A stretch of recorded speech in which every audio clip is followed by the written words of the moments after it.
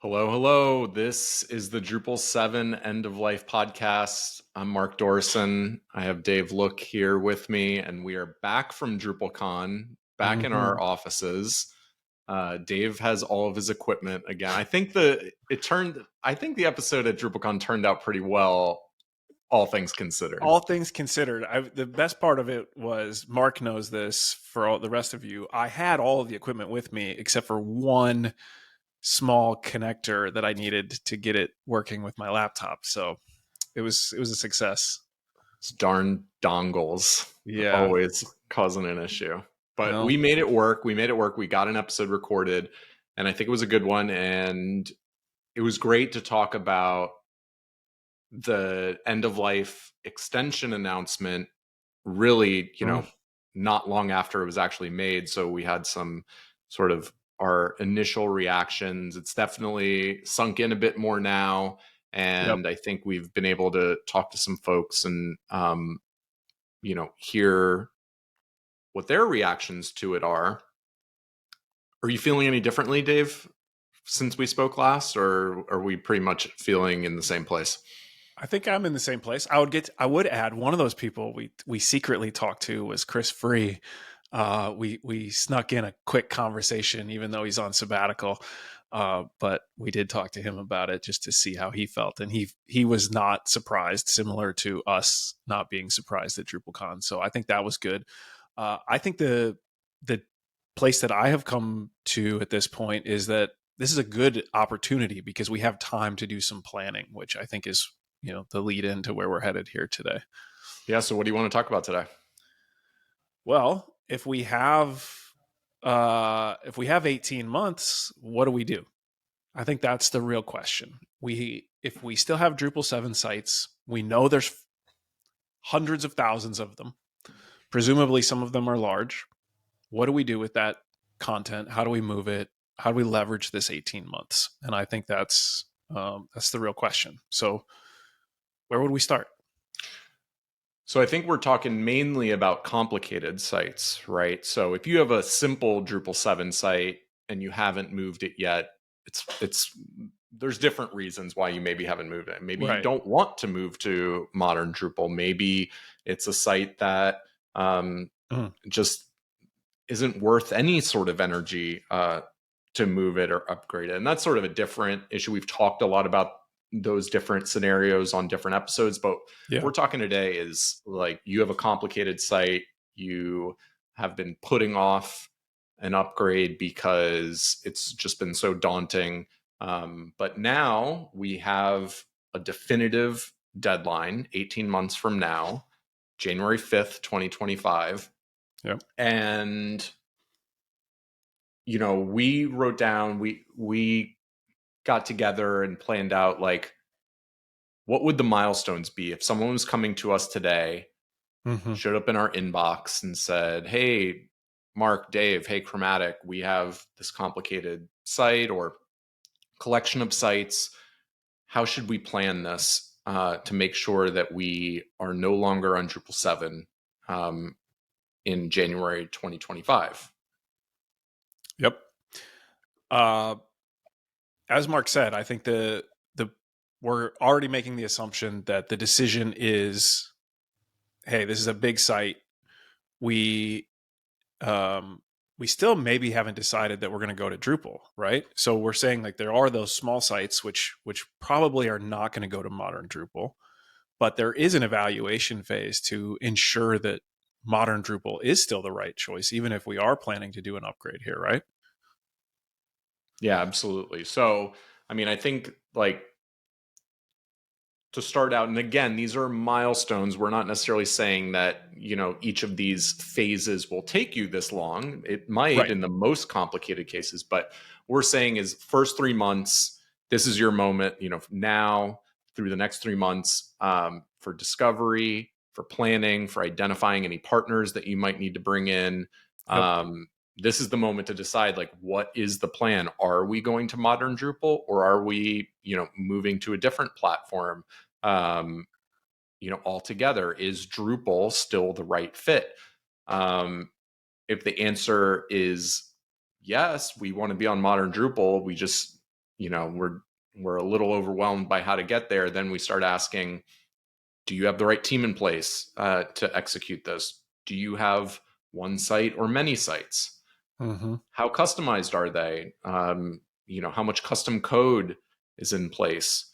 How you know how confident are you in the state of your code that it's in good shape? Right. And a fair bit of the APIs and whatnot are going to need to be refactored and updated to modern Drupal APIs, but also the business logic, like what state is that Right. in? um, Third party integrations. how good is your documentation about, as far as like, Mm-hmm. what is the code supposed to be doing? If you have someone coming in, either a partner or someone who maybe on your team wasn't around when this code was written, do they understand what the code is supposed to be doing, so that Right. they can be confident when they're updating these APIs to work with modern Drupal? Are they confident that, like, you know they're reproducing what is supposed to be happening? Or is it a type of situation where the person is looking at the code and saying, I think this is going to work, I hope this is going to work, but I'm not really sure what this is supposed to do, and uh, they're crossing their fingers and, Yeah. hoping on a prayer? And as we know, you'd rather learn that in the planning phase than in the testing phase after the migration. Uh, what so I think we've kind of made a jump, which is to assume we're going to go to Drupal. Well, maybe we haven't. These are all good questions to ask one way or another. Um, I said briefly the third party integrations too. We need to have a path to make sure anything else is going to be supported wherever we go.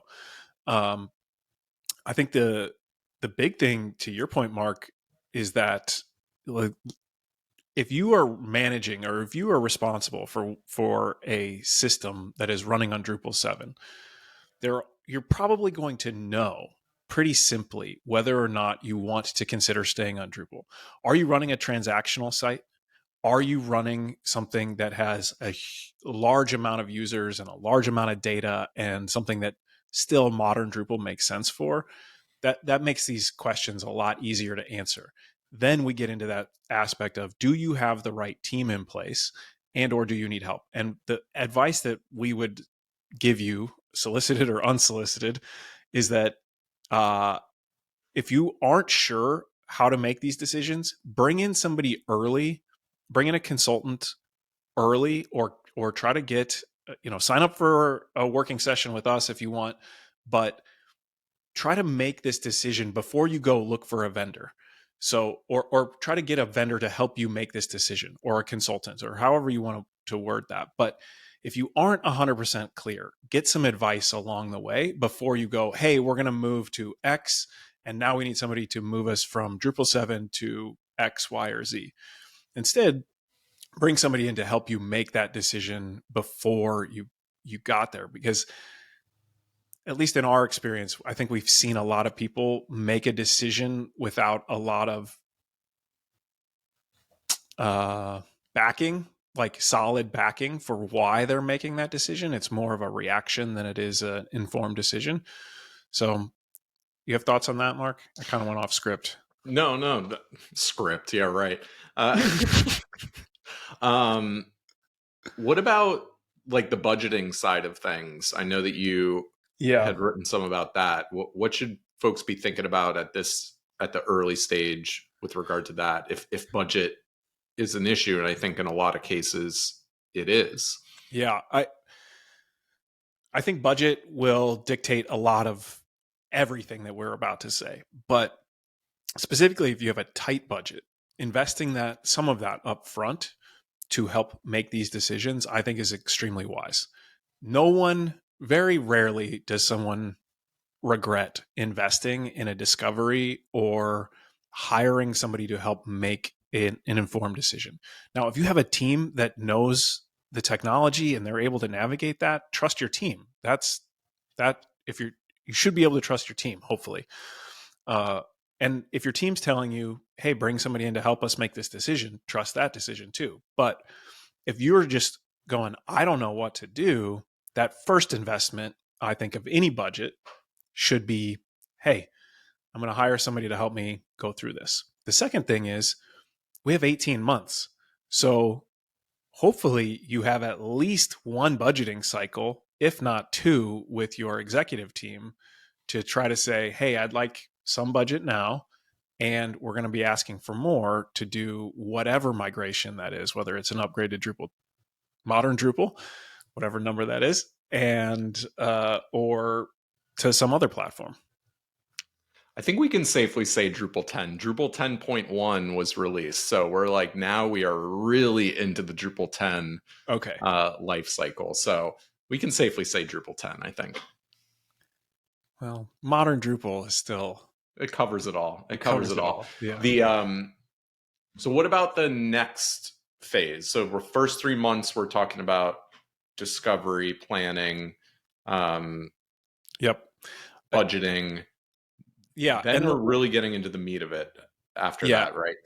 And as Mark said, I think earlier, think of anybody that's listening, think of this as a framework. A discovery doesn't necessarily take 3 months. Now, it could if you have a very complex ecosystem, but generally, this is a nice way to look at this 18-month window that you have. So take the next 3 months to do your discovery, do your own due diligence, find a partner or partners, and make your plan. I would say these are our milestones. These are our deadlines. Like I would get it done before for this point in a ideal scenario.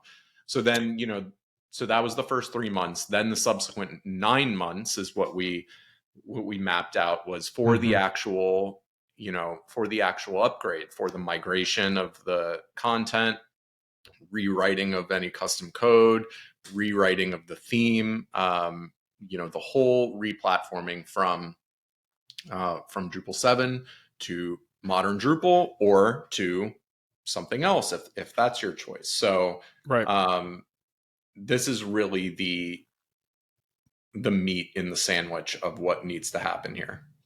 Yeah, and I don't want to simplify. I don't want to make it sound simple, but in some ways it's a quote unquote typical migration. We're talking about a migration from Drupal to WordPress, from Drupal to Backdrop, from Drupal to Shopify, from Drupal to Drupal. In some ways, it is a simple thing. Now, if you are going from Drupal 7 to modern Drupal, Drupal 10, one of your contentions or one of the issues that Mark and I have talked about with numerous people, and I don't think we've talked about it on the podcast, but how exactly do you convince somebody to invest in a one-to-one upgrade? So if you aren't doing anything else, you are just moving from Drupal 7 to Drupal 10, and there's no material change to your site, that seems like a big bill to pay to just get a one-to-one. So what do we do in that scenario, Mark? I think that's the question. What else can we do in this 9 months? There's some nuance there too. I think when I say a similar thing that you just did, but I always am caveating it in my mind that we know what value is being delivered by if moving from Drupal 7 to Drupal 10, let's say. But what we're thinking about are the users of the site or the executives responsible for, signing the check for this work, where, they're like, but the site looks the same. What did I get for all that money that I just spent? And there's an answer there, but it's not always obvious to them. And so I think this is an opportunity, to deliver something obvious to them. So many organizations, I think one of the reasons why they've held off on this upgrade is, in some cases, we've heard people say, well, we're waiting for a redesign. We don't want to do all this work and re-implement the same theme that we had before, the same content architecture that we had before. We want to do that at the moment when, all that other work is going on as well. So you kind of get, you get to do 2 for 1. And this is that moment. So now we have 18 months, and that's what, why we've mapped these milestones out the way we have, is that, well, this is your moment to do that. This is the moment to go and say, okay, well, we've waited, a decent amount of time now. We've put this off. now we've gotten the final date, we have 18 months, like hopefully we can do Mm-hmm. the redesign that we have wanted to do, Right. or that we've talked about doing or put off. So, this would be the opportunity to put that into play. Something that struck me as you were saying that is, in some ways, whoever's P&L or whoever's in charge of the P&L might have a different view on that. Even that statement of it's a one-to-one. So if this is coming out of, I'm making this up, but a CTO, a CIO, a CSO, those P&Ls might only care about the security implementation or upgrade, right? Saying, okay, we know Drupal 7 is going to be insecure. Now we have a secure system. It's like, upgrading your PHP version to ensure you're on a modern version of PHP or whatever else is running Yeah. in their tech stacks. Whereas if you're the CMO and you're in charge of marketing, well, getting and spending all that money to just upgrade for security may not fall under your P&L, which is that point to leverage what Mark was just saying, which is, hey, let's do that redesign. Let's roll out some new features. Let's do something new and unique for our brand that we haven't been able to do because for whatever reason. And now we have an opportunity both to make this site secure and to roll out new features. And I think that's a huge opportunity. And part of this is, obviously we're going to flip flop a little here, but going back to the planning phase, these are decisions that you would be making in that next 3 months so that you can implement them in the 9 months thereafter. A couple other things to keep in mind would be this is an opportunity to remove features. Now, that's not normally something that people throw out there because it's add, but we have learned and data would tell you that removing features might actually make your site more accessible, faster. It might serve your customers better because you have something that's really distracting them from the core of your business. So that's another good opportunity in this upgrade or migration. Yeah. And I think the way to think about that too is, when something's already built and it's working, sometimes it's hard to make the case to remove it, where it's Right. saying like, well, some people use this, some, even if it's 5% of our users use it, like, why would we take this away from them? Sometimes there is a case to do that, but it's a little bit Right. tougher. But when you're going through the exercise of like, well, we have to rewrite a bunch of this, it's going, we have to touch all of it. That's the Mm-hmm. moment to say, okay, it was fine to leave it there because so few people were using it. But now we're at this moment where we're going to have to spend a bunch of time, energy, money to, move this to a new Mm-hmm. platform, to modern Drupal or other. Is it worth the investment for that small amount of use for that feature? Or is it better to, roll that, remove that, focus on other pieces that are, affect the whole user base more widely, that affect Right. 95% of the users of the site as opposed to 5%, and plan going forward to like, where are we going to invest our development time, our product time going forward? Is this that area? If not, then maybe it's a candidate Mm-hmm. for at that moment to say, let's leave this behind. Like, we're just Yep. not going to invest the effort in moving this piece to the new site. Yeah. Okay. So far we've talked about a 3 month, uh, 3 month planning, 9 months of implementation. So we're a year in, we have 6 months So left. so yeah, what do we do with that last 6 months? That seems like a lot of time. Well, it is, and we're going to, so the next 3 months we're going to use for testing and launch. Yep. And this is another example where this is going to vary greatly depending on the site. But Right. by the end of that 3 months, when you have 3 months left, essentially, then the goal should be like, your site should be launched. It should have been tested. It should, internally, externally, performance tested, all the things, launched. Maybe Mm-hmm. you've also taken this opportunity to move to a new hosting provider. I know that is often a Yep. topic of conversation during these times. So like, that involves some effort. So all those things, you get there, and then, by the point that you are, what would that be? About Q4 October, 2024. yeah, Yeah. you're approaching Q4 2024, have your site launched. And that leaves Yeah. us with a final 3 months. And that's for buffer. That's Right. for, unexpected emergencies, unexpected things. It's also, you're getting into the holidays. It's going to be the holidays right before Yep. this January end of life date. So many organizations are not going to be wanting to launch something, right as we approach that time when a lot of people are taking off Right. time, going to be out of the office or just away from work in general. So, Yep. but I think that's one of my biggest takeaways from this new date is that we have this time. We have 18 months. So let's make use of it. Let's put a Yep. plan into action now. And, it would be a real shame to only start thinking about this when, for someone's site, when there's only 6 months left. Like for Right. many sites, that's not going to be enough time. Mm-hmm. And that was the position that some sites felt they were left in with this last round of announcements because Mm-hmm. there was that wiggle room of saying we might change our minds, and so they were waiting for that. But if they hadn't changed their minds, there would have been 6 months left. So Right. now we don't have that. We've got 18 expansive, glorious, plenty of room Yep. months. And Um, even for one thing, that Q4 launch can be really good for some clients and it can be really wrong for others. So I'm thinking about anybody that's listening that's in higher ed. You're going, we can't do a Q4 launch. Well, you still have 12 months.